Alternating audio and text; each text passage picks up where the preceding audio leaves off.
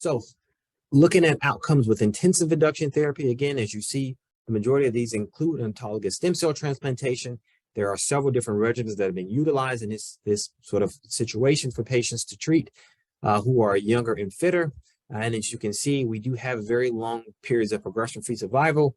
with the overall survival being about the same for all of these regimens. Again, they have never, ever been compared head-to-head, so we do not know which one of these sort of induction regimens followed by transplantation is better. So for the time being, this has really remained sort of regionally based,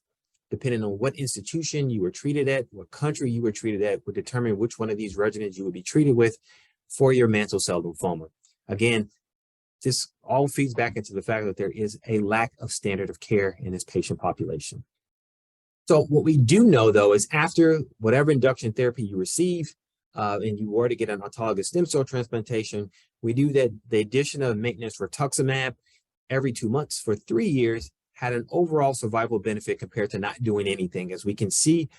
from this French study that evaluated maintenance rituximab versus observation after patients received an autologous stem cell transplantation. This is one of the very few, if only, studies that have shown a survival benefit with maintenance rituximab in our patients treated with any form of lymphoma, and has become the standard of care for a post-transplant treatment maintenance. So again, if you were to get an induction therapy, whichever one it may be, get an autologous stem cell transplantation, if there's no contraindication for another reason, you should receive maintenance rituximab, because again, that has a survival benefit, which means it allows you to live longer, which is, again, very, very important. I don't think I need to emphasize that, but it is very important.